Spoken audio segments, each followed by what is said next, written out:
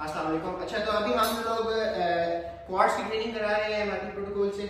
तो सबसे पहले क्वाड्स के लिए हम क्या करते हैं ना कि पेशेंट सुपाइन लाइन में हम नी के नीचे इस तरह हाथ ले जाते हैं और पेशेंट को जो है इधर टेंडन ट्रैप करते हैं और उनको कहते हैं कि आप इसको नीचे की तरफ पुश करें, नी को नीचे की तरफ लेके जाएं, नीचे लेके जाएं, नीचे लेके जाएं। अब इसमें मुझे जो है अच्छी खासी कंट्रैक्शन फील हो रही है, वो नीचे की तरफ पुश कर रहा है। जैसे ही पेशेंट ये कर सके तो आप पेशेंट को सिटिंग में ले जाते हैं। इसमें एक वो चीज याद रखना कि कुछ लोग कहते हैं कि अगर पेशेंट ये भी नहीं कर सका तो क्या है ना, तो ये कर सकेगा उस टाइम पे जब हमने पेशेंट को आउटर रेंज ऑफ जो ब्रीजिंग थी वो हमने कराई थी। ब्रीजिंग वाली पोजीशन की थी, ठीक है। अभी ब्रीजिंग करना, ठीक है। अगर पेशेंट ये कर सक रहा है तो उसका मतलब है कि वो इधर भी जो है एक्टिवेशन कर सकेगा, ठीक है। और इसको हम इसी को थोड़ा सा और चैलेंज ऐसे कर सकते हैं कि ये पाँव इधर रखवा के ब्रीजिंग कर लें। अब ब्रीजिंग करो, ठीक है, नीचे ले जाओ, ठीक है।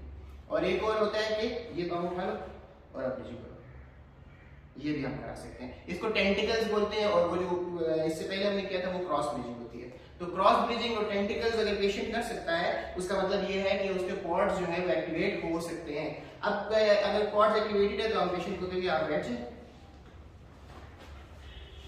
अब पेशेंट सिटिंग में आ गया तो अब हम क्या करेंगे कि फॉर एग्जांपल इस पाँव के हम कॉर्ड्स के ऊपर काम करना चाह रहे हैं, तो एक हाथ मैं इसको नीचे से ले लूंगा, ये सिर्फ सपोर्ट के लिए, इधर से मैं कोई ज्यादा जो है तो वो नहीं दे रहा, और इधर से मैं एक्टिवेशन के लिए टेंडन के ऊपर टैप करूंगा और इनको बोलूंगा कि ऊपर लेके आए, ऊपर लेके आए, ऊपर लेके आए, ले आए, ले आए, ले आए।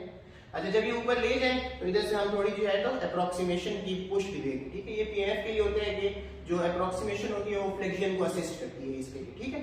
अच्छा, नीचे ले जाए, फिर ऊपर लेके आए, लेके आए, लेके आए, लेके आए, लेके आए, लेके आए, लेके आए, लेके आए, फिर नीचे ले जाए, फिर ऊपर लेके आए, लेके आए, लेके आए, लेके आए, फिर नीचे ले जाए, ठीक है। अगर पेशेंट ये भी सही तरीके कर सकेगा तो पेशेंट को हम खड़ा करा लेंगे। अच्छा, अब जब पेशेंट खड़ा होता है ना, अगर ये कोई और पेशेंट होता तो वो क्या करता कि एक्सटर्नल रोटेशन के साथ इस तरह थोड़ी फ्लेक्शन के साथ खड़ा होता, उसमें बकलिंग के बहुत ज्यादा चांसेस होते। जब हम उनको कहते हैं कि सीधा हो जाओ तो वो इसको तो सीधा नहीं करते, वो बल्कि हाइपर एक्सटेंशन में चले जाते हैं। तो इस सब को ठीक करने के लिए हम दो हाथ का यूज करेंगे। एक हमारा इधर एंटीरियर टेंडन के आसपास आ जाएगा, ठीक है, और एक पीछे की तरफ आ जाएगा। जो आगे वाला हाथ होगा वो बकलिंग को रोकेगा और जो पीछे वाला हाथ होगा वो हाइपर एक्सटेंशन को रोकेगा, ठीक। थोड़ा सा आगे आगे।